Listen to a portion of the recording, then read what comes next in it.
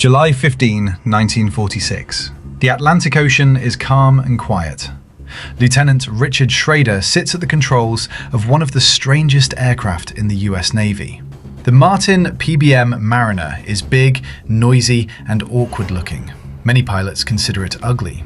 The Royal Air Force had already rejected it, and some Navy officers wanted the entire program cancelled.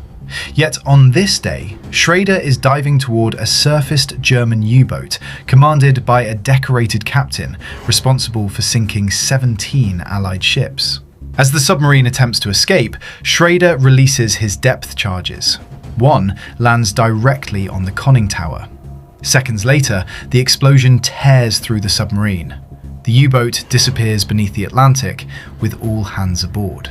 The aircraft responsible was the Martin PBM Mariner, the flying boat many experts believed would never become a successful combat aircraft. By the end of World War II, it would prove them spectacularly wrong.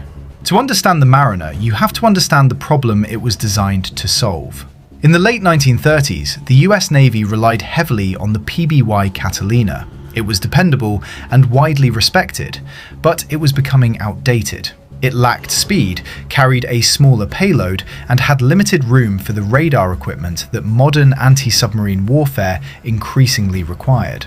Germany was rapidly expanding its U-boat fleet, while Japan was building a powerful navy across the Pacific. The Navy needed a larger and more capable patrol aircraft. The Glenn Martin Company answered the challenge. Before building a full-sized prototype, Martin engineers created a flying-scale model known as the Tadpole Clipper. Powered by a simple Chevrolet automobile engine, the miniature aircraft successfully demonstrated the design. The results impressed the Navy enough to place production orders before the real prototype had even flown. Then, disaster nearly struck. When the full-scale prototype took to the air in 1939, it revealed serious stability problems. Pilots reported dangerous tail flutter and poor directional control. The Navy began questioning whether the aircraft was worth saving. Martin engineers responded with a surprisingly simple fix. They raised the horizontal stabilizer, forcing the twin tail fins inward. The modifications solved the handling issues and created the Mariner's distinctive V-shaped tail. Ironically, the aircraft's most recognizable feature existed because engineers were fixing a major design flaw. Once perfected, the Mariner became a formidable machine. Powered by two Wright R2600 radial engines, it carried up to 8,000 pounds of bombs and depth charges. It mounted 8 .50 caliber machine guns and could patrol more than 2,000 miles from base. Compared to the Catalina, it was faster, tougher, and far more heavily armed. But its greatest advantage wasn't speed or firepower, it was flexibility. Unlike land-based bombers that required airfields and extensive infrastructure, the Mariner could operate from sheltered coastal waters with support from a seaplane tender. As long as there was fuel, maintenance equipment, and calm water, the aircraft could be based almost anywhere. That capability allowed the Navy to establish patrol operations quickly in newly captured areas without waiting for runways to be built. The Mariner soon proved its value in the Atlantic. Throughout 1943, Mariner squadrons hunted German submarines across the Caribbean and South Atlantic. One U-boat after another fell victim to their patrols. Several experienced German commanders, including holders of Germany's highest military decorations, were lost during these operations. The campaign was dangerous. Mariner crews frequently attacked heavily armed submarines capable of fighting back with anti-aircraft guns. Several aircraft and crews were lost during these battles. Yet the pressure they placed on German submarine operations was relentless. In the Pacific, the Mariner found an entirely different mission.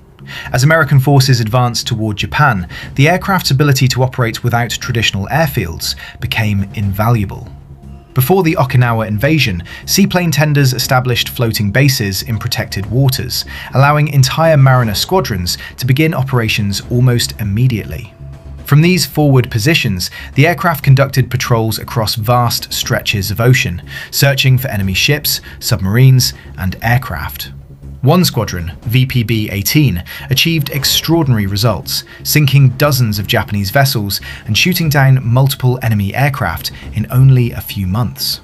But perhaps the mariners' greatest contribution came in rescue operations. Hundreds of Allied airmen crashed into the ocean during the final months of the war. Mariners routinely diverted from combat patrols to search for survivors. Their large hulls allowed them to land on open water and recover stranded crews far from shore. Many airmen who expected to die at sea instead found a mariner appearing on the horizon. By the end of World War II, the aircraft had built an impressive record. It accounted for more than a third of all German U-boats destroyed by US Navy patrol aircraft, while also rescuing countless Allied personnel from the ocean. A total of 1,366 mariners were built. The aircraft remained in service for years after the war, with the last operational example flying into the 1960s. It was never the fastest aircraft. It was never the most famous, but the Martin PBM Mariner went where runways could not, hunted submarines across 2 oceans, and saved lives wherever it found them.